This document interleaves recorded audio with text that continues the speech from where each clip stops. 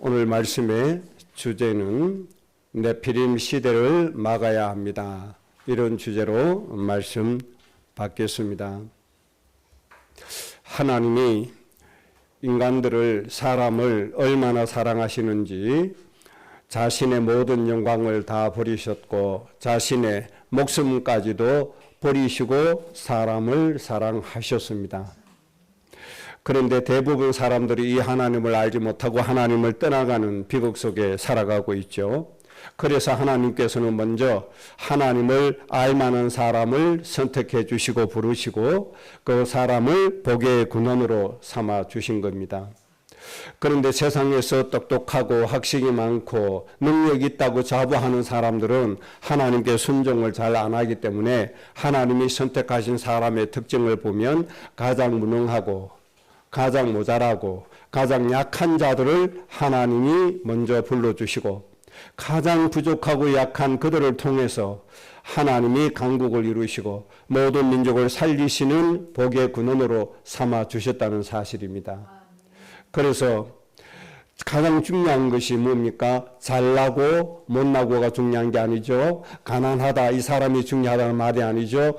그 사람의 마음의 중심인 겁니다. 부자든 가난한 사람이든 그 마음 중심에 하나님의 뜻을 누가 더 받아들이느냐, 누가 하나님의 말씀을 더 중요하게 생각하느냐, 이것이 중요하다 말입니다. 그런데 이런 관점에서 보면 부자, 강한 사람보다는 가난하고 약한 사람이 더 하나님의 말씀을 잘 받더라, 그 뜻입니다. 그래서 하나님은 하나님의 이 말씀을 더 잘 받는 사람을 통해서 하나님의 나라와 뜻을 이루어 가십니다. 그래서 상대적으로 비교하면 우리 교회가 가장 약하고 상대적으로 비교하면 우리 교회가 가장 연약하고 그렇습니다. 또 가진 것도 별로 없습니다. 그렇기 때문에 우리는 큰 장점이 있습니다. 더 하나님을 의지할 수 있는 장점이 있고 또 하나님을 사모할 수 있는 장점이 우리에게는 있는 겁니다. 이런 마음을 회복해서 하나님의 은혜를 더 사모하고 하나님의 말씀을 더 사모해서 하나님의 뜻 속에 있는 우리의 인생이 되어야 되겠습니다. 그래서 하나님이 우리를 들어서 모든 민족을 살리시는 복의 근원의 축복 속에 들어가는 주인공이 꼭 되시기를 바랍니다. 하나님이 우리의 가정을 들어서 세상의 통치자 군세자들의 머리가 되게 하는 가정 가문으로 하나님이 세워주실 줄로 믿습니다. 하나님이 가장 연약한 우리 가정 가문을 통해서 이방인들 모든 민족을 정복하고 다스리는 천대에 이르기까지 하나님의 말씀과 복을 받는 이런 가정으로 세워주실 줄로 믿습니다. 그래서 오늘 이 말씀, 오늘 본문의 말씀을 잘 정리해서 하나님이 정말 기쁘게 사용하시는 그런 가정 되시기를 하나님 앞에 소원하시기를 바랍니다. 역사를 통해서 또 성경 역사를 통해서 보면 하나님 앞에 이렇게 귀하게 쓰임 받아온 사람은 극히 소수였다는 것입니다. 극히 소수 속에 여러분의 모든 가정이 포함되기를 바랍니다. 수많은 사람이 예수님을 따랐고 수많은 사람이 예루살렘 교회에 왔지만 정말 하나님 앞에 쓰임받은 사람은 거의 없었습니다. 중요한 때 예수님을 다 버리고 떠났습니다. 그래서 예수님은 나를 따르는 이유가 하나님의 진정한 축복을 보기 위해서가 아니다. 육체의 표적 때문에 따라왔을 뿐이다. 이렇게 예수님이 한탄하셨습니다. 우리의 신앙생활이 이런 사람이 되어서는 안 되겠습니다.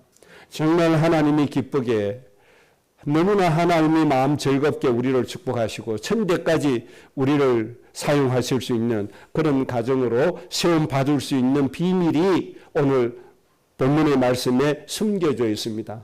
오늘 말씀 통해서 매 순간순간 천대에 이르기까지 하나님의 복을 받을 수 있는 여러분의 가정 되시기를 주의 이름으로 축복합니다. 먼저 창세기 6장 1절에서 8절 중요한 메시지 먼저 정리해 드리겠습니다. 첫째는 에덴에서 내쫓긴 사람들의 상태에 대해서 말씀하고 계십니다. 6장 3절에 그들이 육신이 되었다. 하나님의 사람들이 육신이 되었다. 그래서 내 영이 그들과 영원히 함께 있지 않겠다. 그래서 사람의 육신의 연한을 120년으로 하나님의 한정을 시켜 놓으신 것이죠. 하나님의 사람들이 육신이 되어버렸어요. 당시의 사람들, 에덴에서 내쫓김 당한 사람들의 상태가 이렇게 되었습니다. 지금 온 세상의 모든 민족의 사람들이 이런 상태로 살아간다는 거죠. 그리고 6장 4절에는 당시에 네피림이 있었다. 이렇게 말씀해 주셨습니다. 여기에서 네피림이라고 하는 히브리어 단어는 네필이라고 하는 단어입니다. 히브리어 네필 이런 단어인데 약한 자를 괴롭히는 사람 이런 뜻을 내포하고 있습니다. 약한 사람을 도와주고 살리는 사람이 아니라 하나님의 성품과 반대되는 거죠. 그러니까 약한 사람을 괴롭히는 사람이라는 뜻을 가지고 있어요. 그럼 약한 사람을 괴롭히는 존재는 누굽니까? 마귀가 아닙니까? 이게 육신의 생각이라는 거죠. 하나님은 약한 사람을 사랑하시는 하나님이시잖아요. 그 사람을 살리기를 원하시는 분이 하나님이시잖아요. 그런데 그 당시의 사람들은 이 하나님의 마음을 가지고 사는 것이 아니라 약한 사람들, 자기보다 약한 사람을 괴롭히는 그런 사상, 그런 생각, 그런 계획을 가지고 사는 사람이 대부분이었다. 그 당시에 사람들의 정서가 네피림 사상을 가지고 있었다는 겁니다. 그래서 이 네필이라고 하는 단어는 폭군이었다, 거인이다, 장부다 이런 뜻을 가지고 있어요. 그러니까 무슨 뜻인가 하니까 약한 사람을 괴롭히는 사람인데 아주 거구였다. 거구, 힘이 센 사람이었다. 장부였다. 이런 사람입니다. 그런데 이들의 성품은 폭군이었다는 겁니다. 이것이 당시의 사람들이었다고 합니다. 인류학자들이 이 당시의 사람들, 세상의 인구가 몇 명이었는가? 인류학자들이 인구 계산법에 의해서 계산해 보니까 어떤 학자는 50억의 사람이 있었다.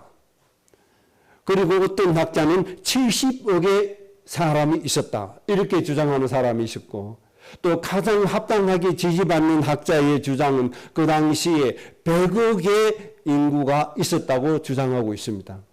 그런 이 100억의 인구가 있었다고 하는 학자의 주장이 더 지지받고 있는 그런 상황입니다.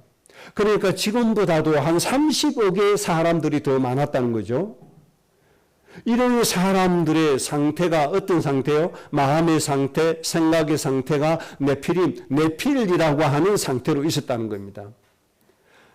그러니까 다시 말씀드리면 자기의 이익을 위해서 다른 사람을 괴롭혔다.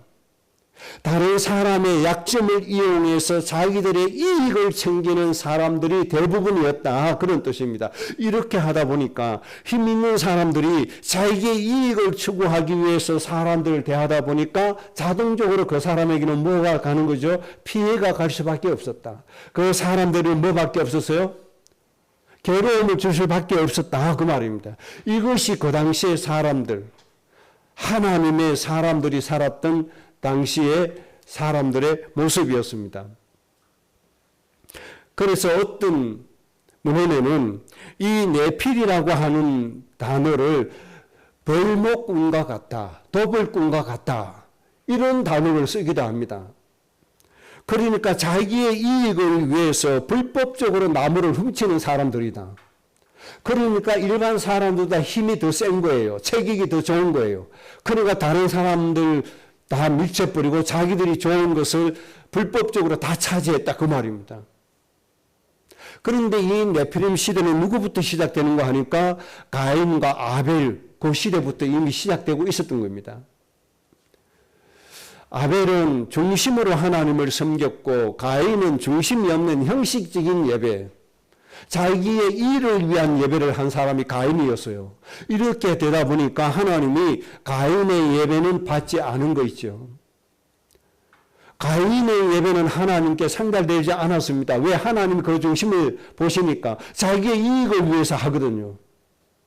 그러니까 하나님이 가인의 예배 안 받았어요. 이렇게 가인이 하나님께 예배 상대되지 않다 보니까 가인의 마음속에 어떤 마음이 발동되는 거죠. 자기 이익을 위해서 하는데 자기 이익에 충족이 안 되니까 시기심이 일어나서 동생 아벨을 뭐하죠? 죽이는 일이 벌어지는 겁니다. 이게 네피림 시대입니다. 자기의 이익을 위해서 살다 보니까 동생 예배는 받는데 자기 예배는 하나님 안 받으신단 말이에요. 이게 시기심이 마음속에 불꽃처럼 일어나 버린 겁니다. 그래서 동생을 죽이는 거예요. 이런 시대가 바로 창세기 6장의 시대였다 이 말입니다. 너무너무 무서운 시대죠. 힘 가진 자들이 자기 이익을 위해서 힘없는 자들을 괴롭히고 빼앗고 죽이고 하는 시대가 바로 이런 시대였습니다. 그래서 하나님께서 말씀하시기를 창세기 6장 1절에 자기들이 좋아하는 이 사상이 아주 무서운 겁니다. 내가 좋아하는 것 추구하는 세상.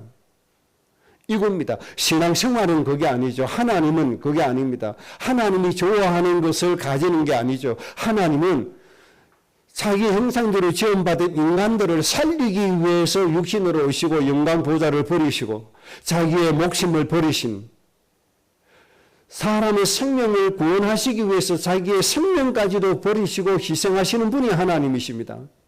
이런 마음으로 사시는 분이 하나님이십니다. 이런 마음을 가지고 모든 민족을 복되게 하신 분이 하나님이십니다. 이런 마음을 가지고 세상을 정복하고 다스리라고 하신 분이 하나님이십니다. 그런데 그 당시의 사람들은 이런 마음은 다 버려버리고 내가 좋아하는 것 중심으로 갔단 말이에요. 내가 좋아하는 물질, 내가 좋아하는 자리, 내가 좋아하는 뭔가 세상에서 얻을 것, 이런 것들을 추구하면서 가는데 남에게 피해 주지 않고 하면 그나마 괜찮은데 이렇게 하다 보니까 자동적으로 사람들에게 피해가 가게 만들었다는 겁니다. 이런 시대가 바로 네피림 시대다. 그렇게 됐습니다. 그래서 하나님 보실 때 이 세상은 사람의 죄악이 세상에 가득했다고 하나님이 말씀하고 계십니다. 이 세상에 사람의 죄악이 세상에 가득했다. 그리고 사람들의 마음과 생각하는 모든 계획이 항상 악했다. 이렇게 되다 보니까 하나님이 이런 세상을 그대로 둘 수가 없었던 겁니다. 이런 세상은 반드시 심판받아 멸망받을 수밖에 없는 세상이었다는 겁니다. 이런 사람들의 정서, 잘못된 정서죠. 사람들의 잘못된 삶의 형태죠. 여기에 대한 하나님의 반응을 보면 6장 6절에 하나님이 이렇게 말씀하고 계시죠. 사람 지었었음을 한탄하셨다. 근심하셨다. 하나님이 하나님의 모양과 형상대로 사람을 지었었음을 기뻐하셔야 되잖아요. 보시기에 좋았다고 하셨잖아요. 이 상태가 유지가 되어져야 되는데 하나님이 보시기에 좋았더라 없어졌습니다. 하나님께서 마음이 기뻐하셨다 없어져 버렸습니다. 어떻게 되셨어요? 후회하셨다 근심하셨다로 사람이 세상을 만들어 버린 것입니다. 원래 하나님은 인간에게 하나님이 주신 참 생명과 안식과 축복을 가지고 세상을 정복하고 다스리게 하셨잖아요. 여기에 우리의 삶을 끌고 들어가야 되는데 이것은 다 버려버리고 내가 좋아하는 쪽으로 가버린 겁니다.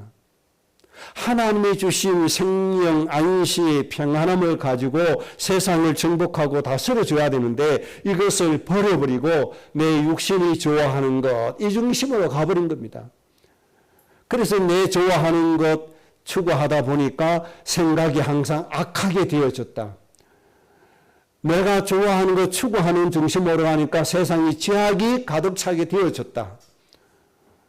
지금 이 세상은 똑같이 그렇게 가잖아요. 자기의 육체의 소욕을, 탐욕을 충족시키기 위해서 사람 죽이기를 너무나 쉽게 죽이잖아요. 심지어 부모가 자식을 버리기도 하잖아요. 뭐 내가 좋아하는 것 위해서. 이런 시대가 네피림 시대입니다. 아주 무서운 시대고 하나님의 재앙을 불러오는 그런 시대입니다. 그래서 6장 7절에 하나님이 결단을 내리신 겁니다. 하나님이 창조하신 사람과 가축과 새 가지 지면에서 썰어 버리기로 하나님이 뜻을 정하셨다. 이렇게 말씀하셨습니다. 150일 동안 대홍수로 온 지구를 완전히 썰어 버렸습니다. 100억이라고 하는 사람을 완전히 하나님이 멸망시켜 버린 겁니다. 무시무시한 재앙이 이 땅에 들어닥치게 된 겁니다. 지금 이 세상의 모습을 한번 보시기 바랍니다. 전부 다 내가 좋아하는 것, 내 이익을 추구하는 세상으로 가고 있습니다. 그래서 모든 생각이 악하게 가고 있습니다. 모든 계획이 너무나 악해요. 죄악이 너무나 만연되어 있어요. 지금 이 세대가 그런 세대입니다. 찬찬히 한번 살펴보세요. 모든 사람이 내 이익을 위해서 사람에게 피해를 주고, 모든 사람이 내 이익을 위해서 약한 사람을 괴롭히고, 이렇게 하는 시대가 되어버렸습니다. 이때는 하나님이 사람 지었음을 한탄하신다고 말씀해 주셨습니다. 그래서 우리에게 주어진 사명이 있습니다. 이런 네피림 시대를 막는 사명을 우리에게 주셨습니다. 그래서 창세기 6장 8절의 중요한 말씀을 하나님이 간단하게 한 구절 딱 남겨주셨습니다. 그러나 노아는 여호와께 은혜를 입었더라. 여러분, 이 말씀이 여러분에게 적용되시기 바랍니다. 100억이라고 하는 사람을 멸절시켜야 되는 시대이지만 그러나 아무개의 가정은 하나님의 은혜를 입었더라. 세상을 살려야 될 사명을 누릴 가정 하나님이 세워주시는 겁니다. 노아의 가정은 여기에 선택받았습니다. 이 시대를 살리는 축복으로 여러분들이 선택되어 주심을 꼭 믿으시기를 바랍니다. 그래서 하나님 우리에게 예수님 안에 행하게 하셨고 예수님 안에 뿌리를 내리게 해주셨고 하나님의 성품, 예수님의 성품, 하나님의 사랑으로 우리 육체에 채워주도록 하나님이 은혜 베풀어 주셨습니다. 바로 이 말씀을 누구에게 주셨습니까? 바로 여러분 가정에 주신 겁니다. 그래서 네피림 시대 막을 자는 누굽니까? 바로 우리 가정이라고 하나님 앞에 고백하시기 바랍니다. 하나님, 제가 여기 있사오니 나를 보내주옵소서.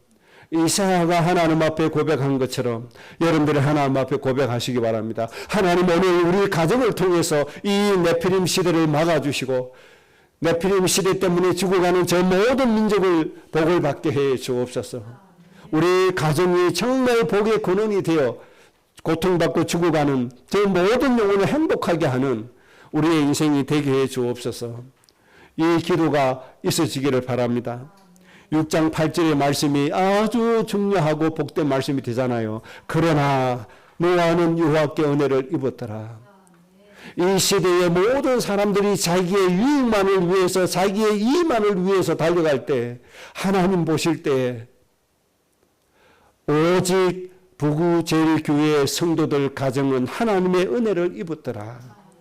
하나님이 이렇게 선포해 주실 줄로 믿습니다. 여러분의 가정이 이 가정임을 오늘 하나님 앞에 고백하시기 바랍니다. 하나님, 우리가 여기 있사오니 우리가 복의 근원 되게 해 주옵소서. 하나님, 가장 약한 우리 가정이 여기 있사오니 모든 민족의 아버지 어머니가 되게 해 주옵소서. 하나님 앞에 고백하시기 바랍니다. 나를 보내 주옵소서. 나를 사용해 주옵소서. 고백하셔야 됩니다. 이 세상이 그렇게 암흑천지가 되어 간다고 하지만, 어두움이 온 땅과 만민을 가리고 있다고 하지만, 하나님, 우리의 가정은 이방인들의 빛으로 세움 받았습니다. 우리의 가정을 저 이방인들의 빛으로 보내 주옵소서. 이렇게 하나님 앞에 고백하는 여러분이 꼭 되시기를 주의 이름으로 축복합니다. 두 번째 정리해서 드릴 말씀은, 하나님은 반드시 사람들의 행위대로 심판하심을 깨달으시기 바랍니다. 하나님은 반드시 모든 사람들의 행위대로 심판하신다는 사실을 우리가 하나님 앞에 깨닫고 살아가셔야 됩니다. 창세기 6장에 하나님의 사람들이 육신이 된 이 시대, 하나님은 왜 대홍수 재앙을 내리십니까? 사람들의 행위를 심판하셨기 때문에 그렇습니다. 요한계시록 20장 12절 13절에 하나님이 분명히 말씀해 주셨습니다. 행위를 따라서 책들에 기록된 대로 심판을 받게 될 것이다. 과거에 죽었던 사람들도 그들의 행위가 하나님 책에 다 기록된다고 말씀했습니다. 오늘 이 시대에 살아가는 우리의 행위가 다 기록되고 있습니다. 우리가 죽어가는 저 영혼들, 오늘 또 5만 명 죽어가는데 저들을 위해서 우리가 기도한 행위가 하나님 책에 기록될 것입니다. 우리가 그들을 위해서 경제를 드리는 이 행위가 하나님 책에 기록될 것입니다. 내필이 되어서 자기의 이를 챙기려고 사람을 괴롭힌 그 행위가 책에 기록될 것입니다. 이 기록된 대로 하나님은 심판하시게 된다고 말씀해 주셨습니다. 반드시 이 행위대로 심판을 받게 될 것이다. 여러분, 하나님의 심판 때 재앙이 아니라 하나님의 심판 때 큰 상급이 되시기를 바랍니다.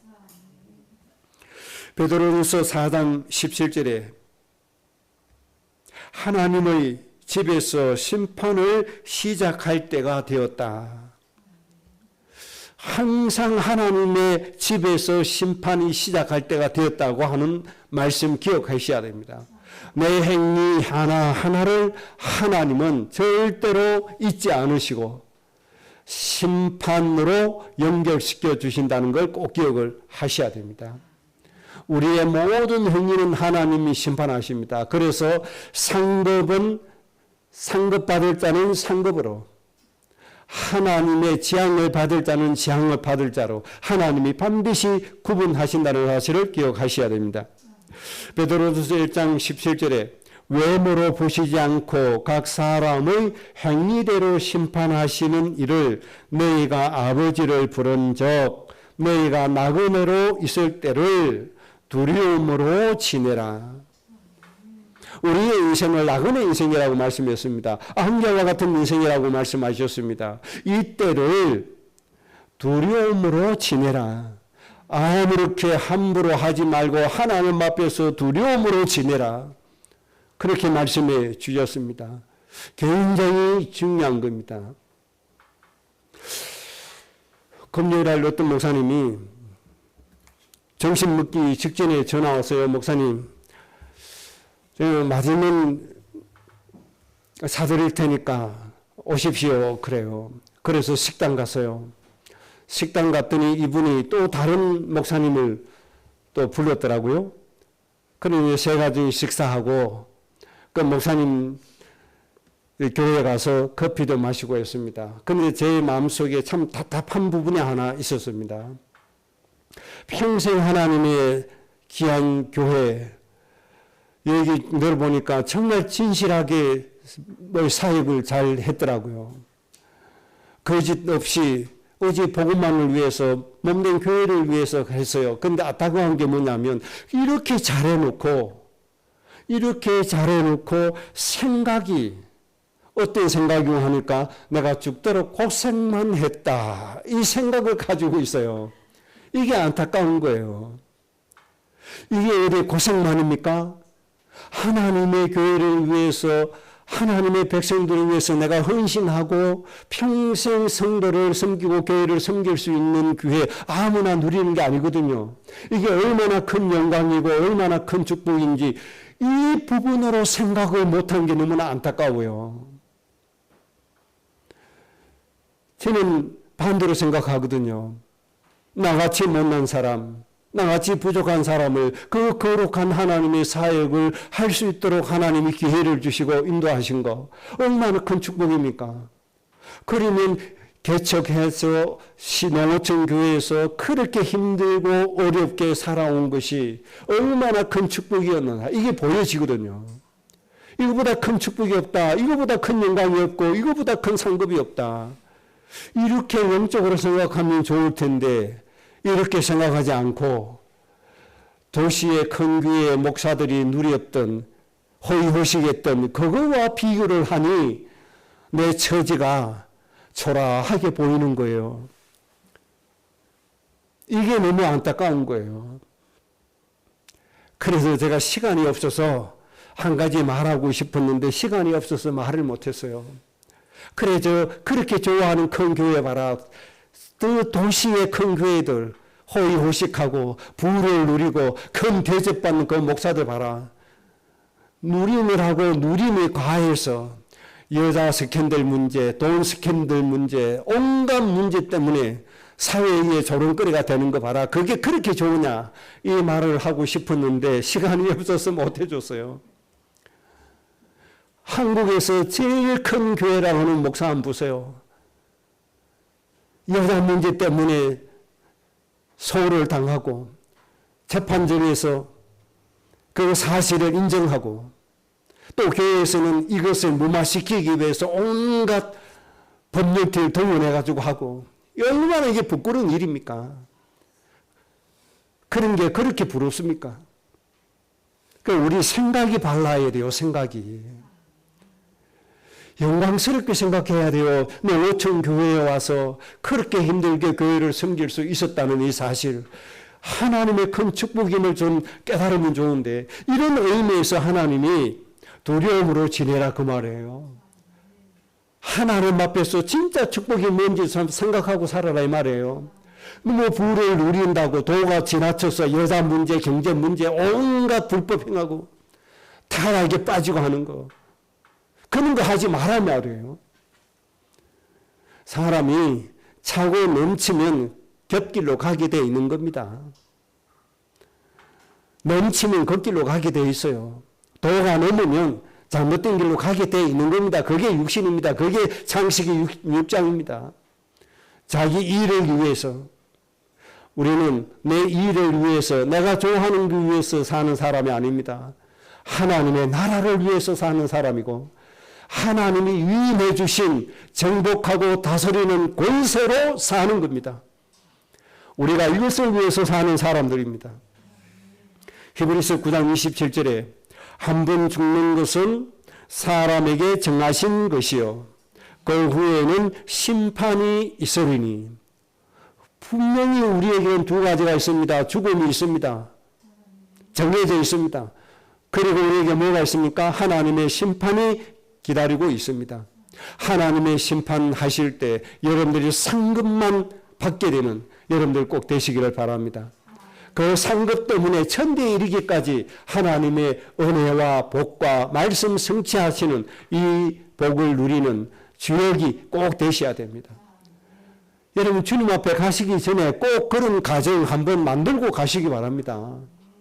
이런 가정 만들어 놓고 가셔야 되잖아요. 그리고 중요한 건 내가 이루어가는 게 아니고 때가 되면 누가 이루시죠?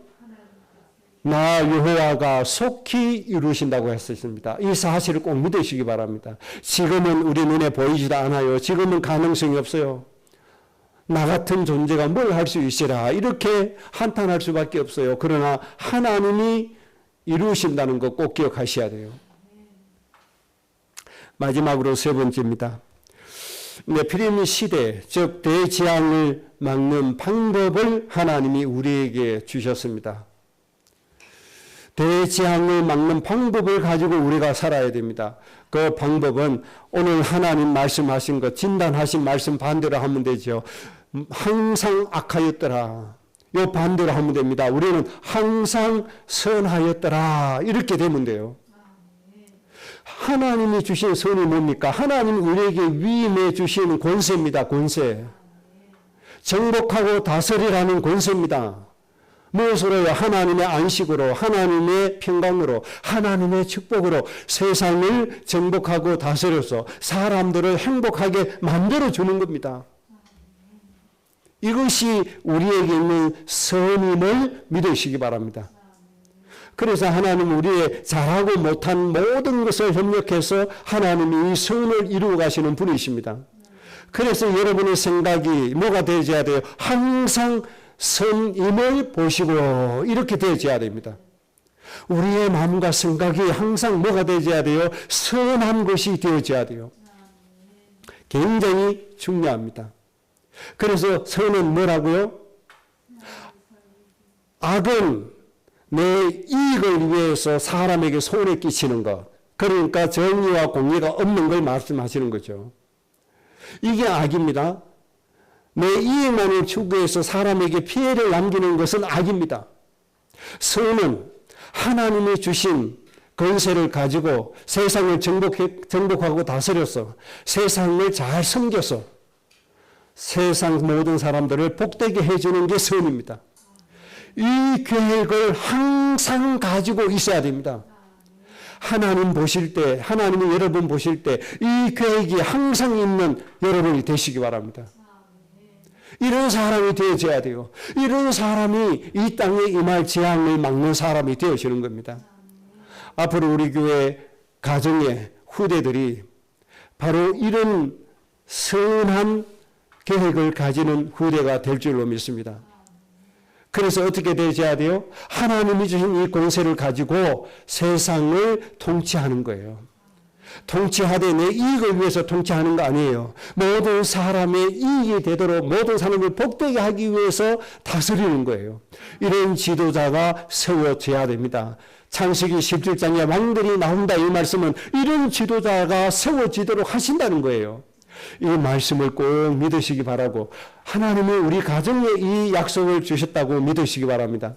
그래서 그 말씀은 누구에게 주신 말씀이에요? 나에게 주신 말씀이라고 확정하셔야 돼요. 저 다른 사람에게 주셨다, 누구에게 주셨다가 아닙니다. 나에게 주셨다고 여러분들이 꼭 확정을 하시기 바랍니다. 그래서 하나님 우리를 보실 때 우리의 마음의 계획이 항상 선한 계획이 되어야 돼요.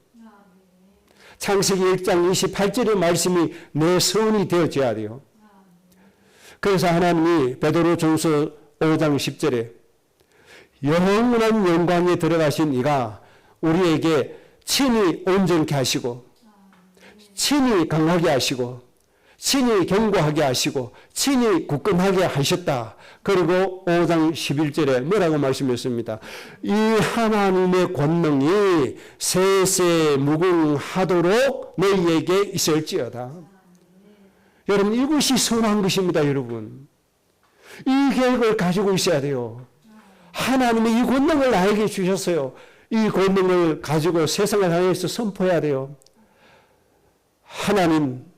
하나님의 은혜로 생명으로 복음으로 그리스도의 사랑으로 저 아프리카 땅을 온전하게 하신 하나님의 권능이 모든 영혼들에게 있을지어다. 이렇게 선포할 수 있는 마음이 있어야 되고 생각이 있어야 돼요. 이것이 바로 선한 계획이에요. 이런 마음이 세상에 임할 재앙을 끊는 겁니다. 하나님 여러분 보실 때 너무 기뻐하셔야 돼요. 너무 기뻐하셔야 돼요. 하나님 우리 형님이 보실 때 하나님 마음이 너무 기뻐하시고 즐거워하셔야 돼요. 형님의 마음과 생각 속에 오로지 뭐밖에 없어요? 모든 사람을 하나님의 생명의 말씀으로 복되게 하기를 기도하고 있구나. 생각 속에 이 계획밖에 없구나. 하나님이 얼마나 기뻐하시겠어요. 하나님이 세상을 통치하는 지도자로 세워질 수밖에 없잖아요. 여러분의 가정이 이런 가정이 되셔야 된다는 거예요. 하나님이 이루어 주실 줄로 믿습니다. 하나님이 이렇게 말씀해 주셨습니다. 마태복음 12장 35절에 선한 사람은 그 산 선에서 선한 것을 내고 악한 사람은 그 산 악에서 악한 것을 내느니라. 자기 이익만을 생각하는 사람은 늘 사람에게 피해 주는 그 행동만 나오고 하나님의 선한 계획을 가진 사람은 항상 그 쌓은 선에서 선한 것이 나온다. 여러분 이것이 여러분의 누림이 되어야 돼요. 사람을 복되게 하는 생각을 가지고 있는 사람은 항상 사람을 복되게 하는 결과가 와진다 이 말이에요. 하나님은 이 일을 이루어 가실 겁니다. 이 축복이 여러분의 것이 꼭 되시기를 바랍니다. 아모스 5장 15절에 이스라엘의 그 문제를 이렇게 말씀하고 있습니다. 아모스 5장 15절에 너희는 살기 원하면 선을 구하고 악을 구하지 마라. 너희가 살기를 원한다면 선을 구해라. 하나님의 말씀을 가지고 하나님이 주신 권세를 가지고 사람을 복되게 하는 생각을 가져라는 거죠. 이걸 구해라는 거예요. 그리고 악을 구하지 마라. 네 이익을 위해서, 내가 좋아하는 걸 위해서 그걸 구하지 말라는 거예요. 네가 살기 원한다면 이렇게 하라는 겁니다. 얼마나 중요합니까? 잠언 12장 2절에 선한 계획을 가진 사람은 여호와께 은총을 받게 된다. 악을 꾀하는 사람은 하나님 앞에 정죄함을 받게 될 것이다. 자기의 이익을 계획하고 자기의 이익만을 추구하는 사람은 하나님 앞에 정죄함을 받게 될 것이다. 이렇게 말씀했습니다. 시편 37편 27절에 악에서 떠나 선을 행하라. 그리하면 영원히 살리니. 내가 좋아하는 것에 떠나라. 내 이익을 구하는 것에서 떠나라. 내 육체의 탐욕에서 떠나라. 내 욕심을 위해서 떠나라는 거예요. 여기에서 떠나서 선을 행해라. 사람을 복되게 하는 계획을 행해라. 사람을 축복하는 권능을 누리라 이 말이에요. 베드로후서 5장 11절의 말씀을 누리라 이 말이에요. 하나님의 권능이 그에게 세세 무궁토로 있을지어다 이 말씀을 누리라는 거예요. 여러분 이 말씀은 꼭 누리는 여러분들 되시기 바랍니다. 여러분을 조롱하고 여러분을 무시하는 사람이 있습니까? 하나님이 온전하게 하시는 권능 누리는 사람 되게 해달라고 여러분들이 선포하셔야 돼요. 이 권세를 누리시기 바랍니다. 그리고 한 가지 더 중요하게 말씀드릴 것은 하나님께서 선을 행하실 수 있는 사람은 누구냐? 하나님께서 이 선한 마음을 줄 수 있는 사람, 다시 말하면 하나님의 선을 받을 수 있는 사람이 누구냐? 그 뜻이죠.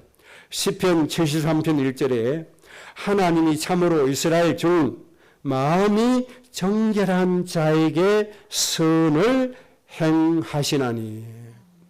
마음이 정결한 사람에게 하나님이 선을 행하신다. 마음이 정결한 사람. 그래서 예수님께서는 산상부원에서 마음이 가난한 자가 복을 받는다 말씀하셨죠. 이게 정결한 마음인 거예요. 정결한 마음. 그러니까 인간의 욕심, 탐욕 이거 없는 걸 말하는 거예요. 그거 다 버리는 거예요. 가인처럼 정결한 마음을 갖지 못하면 동생도 죽이고 그렇게 내 편입 시대 만들고 그러는 거예요. 그런 마음 갖지 말고 정결한 마음이 되라. 아주 가난한 마음이 되라. 아주 선한 마음이 되라. 이런 사람에게 하나님이 선을 주실 수 있습니다. 이런 사람이 선을 받을 수가 있습니다. 미가서 3장 2절은 이스라엘 백성들, 지도자들 한마디로 딱 정리해 주셨는데 미가서 3장 2절에 이렇게 말씀했습니다. 너희가 선을 미워하고 사람을 복되게 하는 하나님의 계획을 미워했단 말이에요. 그거는 싫어했단 말이에요. 악을 기뻐했다. 악을 기뻐하여 내 백성의 가죽을 벗기고 그 뼈에서 살을 뜯어 그들의 살을 먹었다. 이스라엘 지도자들은 들어라 이렇게 시작하시면서 하신 말씀이에요. 이스라엘 지도자들이 이렇게 했다는 거예요. 너희는 선을 싫어하고 악을 기뻐하면서 하나님의 백성들의 가죽을 벗기고 그들의 살을 뜯어 먹었다는 거예요. 무시무시한 평가입니다 이게. 그러니 이스라엘은 두고두고 역사적으로 하나님의 정죄를 받아서 재앙을 받을 수밖에 없습니다. 이게 무슨 사실입니다. 너희가 선을 미워하고 악을 기뻐하여 내 백성의 가죽을 벗기고 그 뼈에서 살을 뜯어 그들의 살을 먹었다. 참 무시무시한 말씀이 아닙니까? 우리 인생이 악한 계획이 늘 있으면 이렇게 되어지는 거예요. 남에게 피해를 주는 사람이에요. 남을 괴롭히는 사람이 되는 거예요. 남에게 손해를 끼치는 거예요. 무엇을 위해서요? 내 이익만을 위해서. 이런 사람은 안 된다 이 말이에요. 이런 사람에게는 재앙이 올 수밖에 없다. 그렇게 말씀해 주셨습니다. 결론 세 구절 말씀드리겠습니다. 잘 정리하시기 바랍니다. 로마서 16장 19절에 너희가 선한데 지혜로운 사람이 되라. 여러분 이런 사람 되시기 바랍니다. 하나님의 그 정복하고 다스리는 사람, 하나님의 생명과 축복을 가지고 사람을 살려내는 데는 어떤 사람 되라? 지혜로운 사람이 되라. 악한 데는 미련하기를 원한다. 그 다음에 요한 3서 1장 11절에 사랑하는 자여 악한 것을 본받지 말고 선한 것을 본받아라. 선한 것을 본받아야 돼요. 하나님의 성품, 그리스도의 성품을 우리 육체에 충만하게 만들어야 돼요. 골로새서 2장 9절이에요. 이렇게 되어지면 하나님이 우리를 세상의 통치자 권세의 머리가 되도록 축복해 주십니다. 사랑하는 자여 악한 것을 본받지 말고 선한 것을 본받아라. 이런 여러분의 마음과 생각이 되시기 바랍니다. 베드로전서 3장 17절입니다. 선을 행함으로 고난받는 것이, 우리가 선을 행하면 하나님의 이 계획을 가슴에 품고 사람을 복되게 하는 인생을 살면 뭐가 와요? 고난이 올 수도 있다. 그 말이죠. 이 고난이 온다는 거예요. 선을 행함으로 고난받는 것이 하나님의 뜻이다. 이렇게 생각을 하셔야 돼요. 내가 선한 일을 하는데 왜 어려움이 오지? 이렇게 생각하면 안 돼요. 내가 선을 행하는데 고난이 오는 것이 하나님의 뭐다? 뜻이다. 이렇게 생각을 해 주셔야 됩니다. 악을 행함으로 고난 받는 것보다 낫다 이 말이죠. 악을 행함으로 오는 고난은 하나님의 심판입니다. 하나님의 정죄입니다. 사람을 살리기 위해서, 사람을 복되기 위해서 많은 고난이 올 수도 있잖아요. 이 고난이 하나님의 정죄 때문에 오는 심판과 비교할 수 없잖아요. 비교가 됩니까? 하나님 선한 계획 때문에 오는 건 축복이지만 악 때문에 오는 하나님의 심판은 재앙 중에 재앙이 되는 것이잖아요.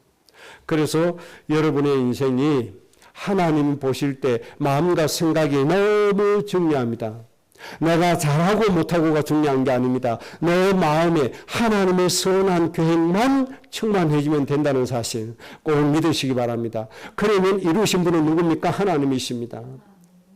이것이 우리의 인생의 진정한 복이 되고 축복이 되어질 겁니다. 이 선한 계획이 있다면 하나님 우리를 창대하게 하실 것이고 우리를 통해서 그 민족을 이루실 것이고 세상을 통치하는 지도자가 세워지도록 하나님 우리 가정 가문에 복을 내리실 것입니다. 이 축복이 여러분의 것이 되기를 주의 이름으로 축복합니다. 합심으로 기도하겠습니다.